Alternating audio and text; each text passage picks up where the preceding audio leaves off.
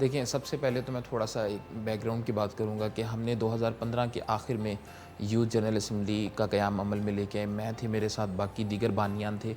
تو اس وقت جنہوں نے اس ادارے کے لیے بنیادی طور پہ فاؤنڈیشنز میں اپنی کنٹریبیوشن ادا کی، ان تمام لوگوں کی عمر تھی 16 سے 20 سال کے درمیان.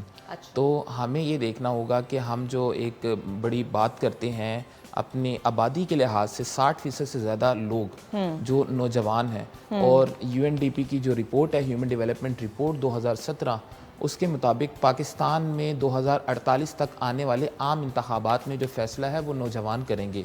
اب بنیادی مسئلہ یہ ہے کہ اتنا ایک یوتھ بلج ہمارے پاس موجود ہے، لیکن اس کی کہیں کسی بھی سطح پہ سنوائی نہیں ہو رہی. آپ 18 سال کی عمر میں ووٹ تو ڈال لیتے ہیں، لیکن آپ کے پاس الیکشن لڑنے کے لیے عمر 25 سال کی حد تک مقرر ہے. تو ہماری کوشش یہ تھی کہ حکومت کے درمیان اور نوجوانوں کے درمیان جو ایک گیپ آ رہا ہے، اس میں ہم ایک پل کا کردار ادا کریں. تو اس کی ایک شروعات کی ہے ہم نے ایک چھوٹے سے پانی کے قطرے سے، اور وہ قطرہ آہستہ آہستہ انشاءاللہ دریا کی طرف جائے گا. بہت اچھی بات ہے. اچھا، آپ جانتے ہیں کہ چاہے وہ ایجوکیشن ہے یا اور بہت سے مسائل، ہمیں ظاہر بات ہے ڈیولپنگ نیشن ہے، مسائل اس طرح موجود ہیں. سو آپ لیگل رائٹس کے لیے زیادہ کام کر رہے ہیں. سو ایکچولی چاہتے کیا ہیں کہ کس طرح لیگل رائٹس کے لیے ایک فورم بھی آپ نے بنایا ہوا ہے، کس طرح یہ فیسیلیٹیٹ کرتا ہے، کیا آپ کا مشن ہے اس کے تھرو؟ اچھا دیکھیں، پاکستان میں ہم دیکھتے ہیں کہ ہم بات کرتے ہیں کہ تعلیم کا مسئلہ ہے، صحت کا مسئلہ ہے، لیکن مسئلہ نظام انصاف کا ہے. اگر پاکستان میں نظام انصاف، اس کے ادارے اور جو جتنے بھی فیسیلیٹیٹر ہیں، اگر وہ درست ہو جائیں تو آپ کی تعلیم اور جو دیگر شعبہ حیات زندگی ہیں وہ بھی بہتر اور مؤثر طرح سے کام کر سکتے ہیں. دوسری چیز، یہاں پہ بڑا مسئلہ ہے خواتین کے رائٹس کا اور جو بچوں پہ ہونے والے مظالم ہیں اس طرح کے مسائل کا. اب ہم ایک بڑی بات کرتے ہیں کہ پچھلے دنوں ہم نے اپنی سیاست میں بھی سنا ہے کہ کانسٹیٹیوشن کا آرٹیکل نمبر 6، لیکن ہمیں یہ دیکھنا ہوگا کہ جو ابتدائی پاکستان کے فنڈامنٹل رائٹس ہیں، جو کہ ہیومن رائٹس سے بھی اوپر ہیں، ان کی وائلیشن آئے روز کتنی ہوتی ہے. ہم نے پاکستان میں بولنے کی آزادی سے لے کے کام کرنے کی آزادی سے لے کر رسم الخط اور زبان، تمام آزادیاں سلب کر رہے ہیں. تو یہ وائلیشن ہے، یہ روزانہ کی بنیاد پہ ہوتی ہیں. تو ہماری کوشش یہ تھی کہ جو وکلا پریکٹس کر رہے ہیں یا جو آنے والے وکلا ہیں جو بھی پڑھ رہے ہیں، ان کی ایک تو ابتدائی ٹریننگ کروائی جائے. ٹریننگ کروانے کے ساتھ ساتھ ایسے مسائل جو پاکستان کے عدالتی نظام اور نظام انصاف کے حصول کے لیے بہتر اور مؤثر ثابت ہو سکتے ہیں، ان کے لیے کام کریں. اب میں آپ کو مثال دیتا ہوں کہ ہماری ایک بڑی کنٹریبیوشن تھی 2018 میں آنے والے ٹرانس پروٹیکشن ایکٹ کے حوالے سے. اب یہ ایسا مسئلہ تھا کہ جس پہ بات کرنا بڑی ضروری تھی.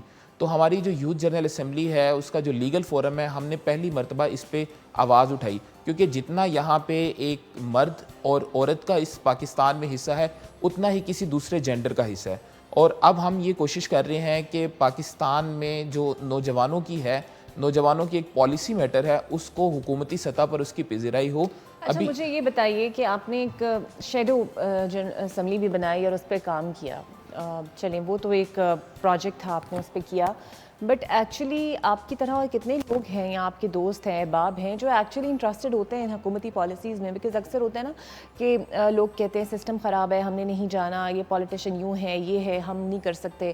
بٹ ایکچولی کتنا اسے پریکٹیکلی لوگ اس میں سیاست میں جانا چاہتے ہیں اور پریکٹیکلی پاکستان کے لیے کچھ کرنا چاہتے ہیں؟ اچھا، اگر ہم بات کرتے ہیں آج سے 40-45 سال پہلے، تو لوگ اس میں شرکت کرتے تھے، نوجوان اس طرح کی مباحثوں میں اور اس طرح کے ڈسکورس میں پارٹیسپیٹ کرتے تھے.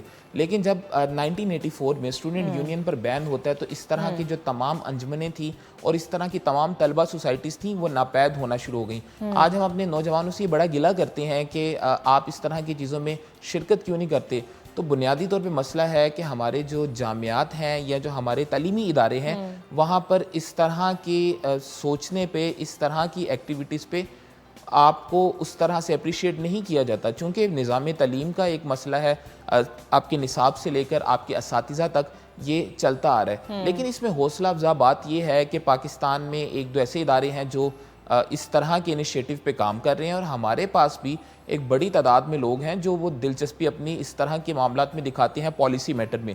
تو یہاں پہ آپ کو یہ سمجھنے کی ضرورت ہے کہ یہاں پہ بالکل اندھیر نہیں ہے, لوگ بڑا اس میں خوشی سے پارٹیسپیٹ کرتے ہیں. اس میں ایک اور بات مینشن کرنا چاہوں گا, چونکہ آپ نے شیڈو منسٹری کی بات کی, اس مسئلے کو سمجھنے کی بڑی ضرورت ہے.